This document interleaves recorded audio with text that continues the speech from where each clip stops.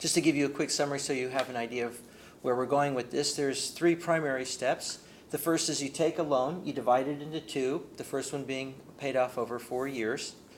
The second step is that you then add a down payment to this first loan, which dramatically reduces the monthly payments, as you will see.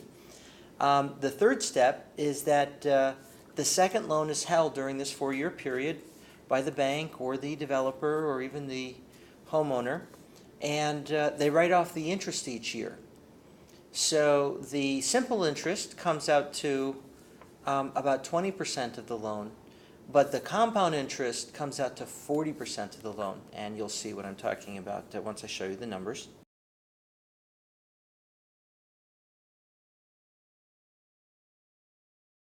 So what we actually have here is the equivalent of a stimulus package, but at the same time it's a deflationary stimulus package rather than an inflationary one. So we have this historic deflationary stimulus package. It's actually quite phenomenal. So this will all be possible if we can bring down the mortgages by this 50%, and therefore we recommend that this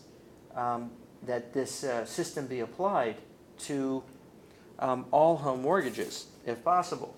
Now, the question then becomes, where does this $20,000 come from? People that have been following the news will know that Uncle Sam, Congress, approved an $8,000 tax write-off. Let me get that out of the way there. An $8,000 tax write-off about 6 weeks ago. So this is money that's assigned for distressed properties or first-time home buyers.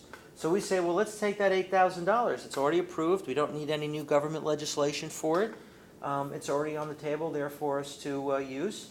And so if we add just this $8,000, that brings down the price by 30% to $1,000. We would say add the additional $10,000, which is only 5% of the $200,000, so that leaves us with $18,000. So who's going to pay that extra $10,000? There we are. If we add that in, that's $780. It's still 40% less. So who's going to pay that? Well, we actually have several parties that would pay it. A number of people may have heard of the different cities that are going to help rehab neighborhoods that have been severely depressed by the foreclosures. So the cities are going in there, they're buying out these homes and trying to keep the neighborhood maintained. So they can put in $5,000 or $10,000. Developers, a developer with 200 apartments, what they'll do now is they'll put in $10,000 and they get $50,000 back. I mean, that's a good payday. I would do that all day long, put in 10 grand and get 50 grand back. So if you have 200 apartments, like many of these developers do, then that's $10 million.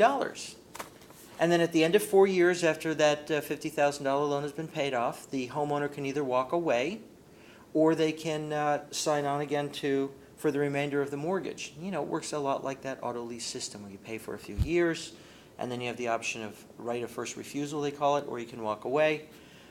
So at that time, the developer will have gotten $50,000, and now they can turn around and sell it to a new buyer, or the original buyer has the option to buy it, and they'll get it for the $150,000. We'll get to that in a minute. So the developer is another one. The homeowner, now check this out. So let's say you get a new job offer in another part of the country or even the state or the next town over. You put in this $10,000, you get a loan for it, and it will cost you $150 a month for just, 4 years. You pay $150 for 4 years, and you get to walk away credit-free, your credit intact, so there's no liability. I mean, that's a deal. And by putting in that $10,000, whoever the new home buyer is, they're going to have a mortgage that's now 50% less. So being able to find a new buyer for these distressed homeowners will be much easier. The banks may say, hey, listen, we put in $10,000, we get $50,000 back. That's not a bad deal for them either. Here's another cool little thing I'll show you. We work with a 25%. But it doesn't have to be 25%. It could just be 20% of the $200,000 mortgage. And so instead of financing $50,000, now we're only financing $40,000. And we'll use nothing more than the $8,000 tax write-off, and that again brings it down to $780. And then in 4 years from now, they'll refinance $160 instead of $150, and they can put in the money's difference. They can put in a $10,000 loan down payment.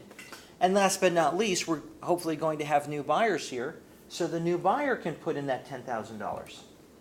So there's any number of parties that can put this money in. There we go. How'd we get 536? Let me change something. Oh, that's because it's 20%. So it's going to be 25%. Or, again.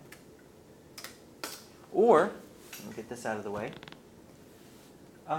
Each party can throw in a little something. The homeowner can throw in $500 to $1,000. The city can throw in $500 to $1,000. The bank can throw in $500 to $1,000. The new buyer can, come in with a down payment of $10,000. So at this point, it's such a small incidental amount. It'll be very easy to find a number of people.